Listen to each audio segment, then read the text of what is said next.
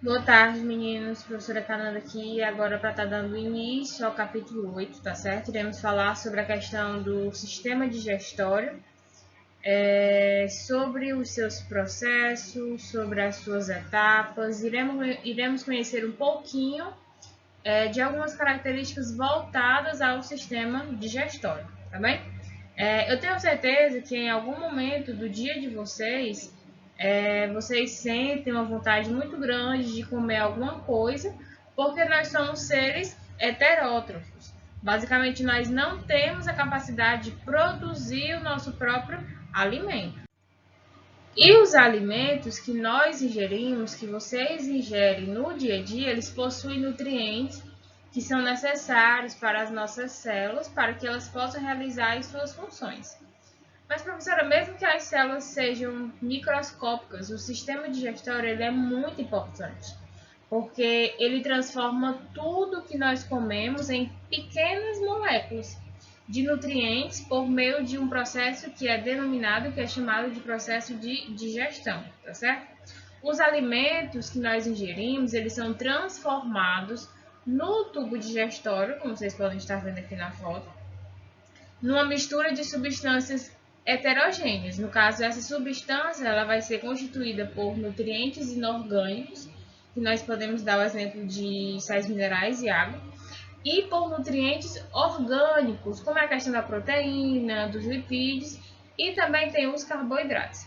Mas vale observar que os nutrientes inorgânicos, que a tia comentou, a questão de água e sais minerais, eles possuem uma simplicidade na sua estrutura molecular. As suas moléculas elas são simples, então elas não precisam sofrer decomposição química para serem absorvidas pelas células. No caso, elas já passam direto para a corrente sanguínea. Mas quando a gente fala sobre os nutrientes orgânicos, eles vão possuir uma complexidade estrutural em suas moléculas.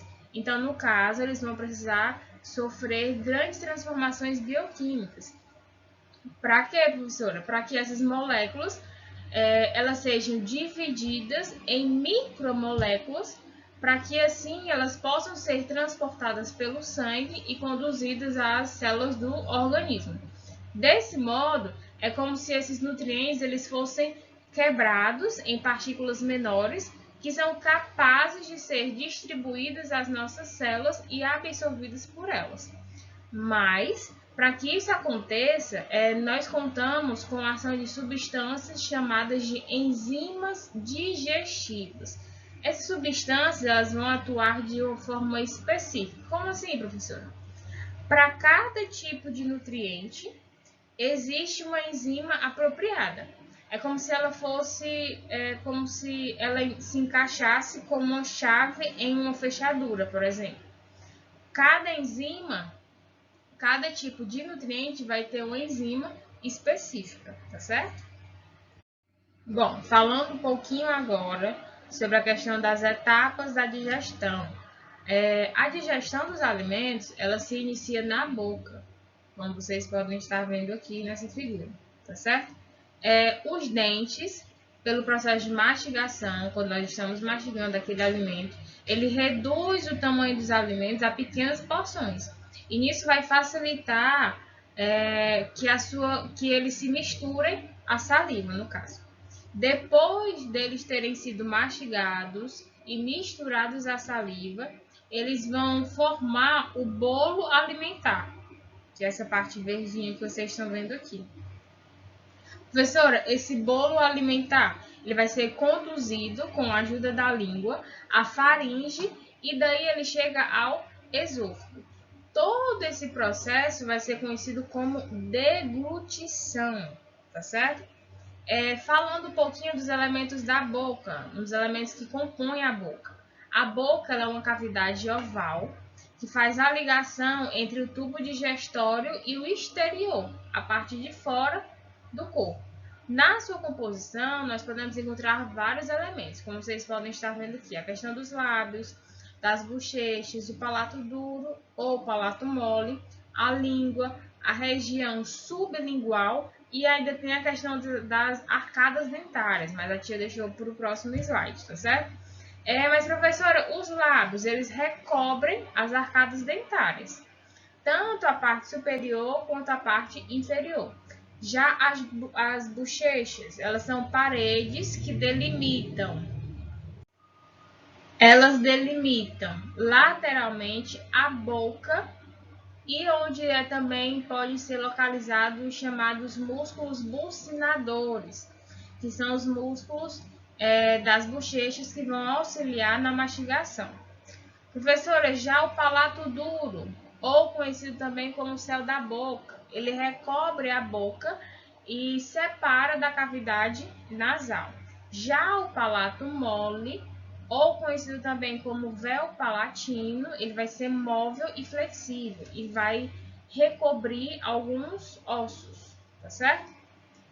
A questão da língua, ela vai ser uma estrutura muscular que é dotada de mobilidade, vai ser revestida por uma mucosa em que se localizam as papilas linguais, que são responsáveis pela sensação gustativa, que vai influenciar na escolha dos alimentos, tá certo? E por último, a questão da região sublingual, que é a parte inferior da boca, que é quase toda recoberta pela língua, tá bom? Vamos lá falar um pouquinho agora sobre a questão da arcada dentária.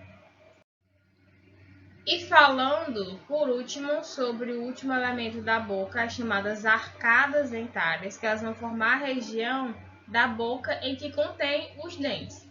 Basicamente, os seres humanos eles possuem um total de 32 dentes, que vão ser divididos em 4 modalidades, e distribuídos por igual. No caso, vai ser 16 e 16. Tanto na parte superior quanto na parte inferior, tá certo? A formação dos dentes na espécie humana, ela começa a partir da 6ª semana ou 7ª da vida intrauterina. A partir do 5º mês de gestação, vai se iniciar a calcificação dos dentes descidos. Professor, esses dentes descidos são chamados dentes de leite ou dentes também provisórios, que ainda no caso eles são protegidos pela gengiva. E o período de nascimento dos dentes de leite, no caso conhecido como erupção, ela acontece normalmente entre os 6 e 15º mês de vida das crianças. Aí, no caso, a partir dos 6 anos de idade, esses dentes eles vão começar a cair para dar lugar aos dentes definitivos. Como vocês podem estar vendo aqui, nós temos os tipos de dentes. Tem os dentes incisivos, que tem a função de cortar e de rasgar. Tem os dentes caninos, que vão ter a função de furar e também de rasgar. Bom, falando um pouquinho sobre a questão dos dentes, né? Além dos nervos, eles também vão possuir a chamada coroa, dentina, polpa, cemento e raiz. Professora, a coroa, ela vai ser a parte visível do dente. No caso, ela vai ser aquela parte que é revestida de esmalte, que vai lhe dar uma cor e vai ser limitada à parte útil do dente na mastigação. A sua composição ela vai ser rígida, graças aos 97% de sais inorgânicos que vão formar ali um fosfato tricálcio. No caso também com sais de sódio, sais de potássio e carbonato de cálcio, tá bem? Já falando um pouquinho sobre a dentina, vai ser a camada dentária que é situado abaixo do esmalte, na qual vai ter milhões de pequenos canais que levam diretamente à polpa do dente. E falando um pouquinho já sobre a polpa ela é formada de tecido conjuntivo, por vasos sanguíneos e fibras nervosas. Ela vai proporcionar a sensibilidade para diversos estímulos, basicamente quando está quente, quando está frio, quando está doce. Quando a gente fala um pouquinho sobre o cemento, vai ser a camada periférica das raízes, na qual onde vão estar inseridos as fibras que vão sustentar o dente. E falando por último sobre a raiz, vai ser a parte do dente que vai ficar dentro do osso. e constitui mais ou menos 2/3 do seu tamanho, tá certo? Bom, e falando agora sobre a digestão no estômago, tá certo? Saindo da boca, o bolo alimentar ele vai percorrer a faringe e o esôfago e vai desaguar no estômago. É lá onde vai ocorrer uma série de transformações químicas graças à ação das enzimas. No caso, esse tipo de processo ele vai se chamar de quimificação, tá certo? E o bolo alimentar, após todo esse processo, ele adquire uma consistência mais pastosa e passa a se chamar de quimo, tá certo?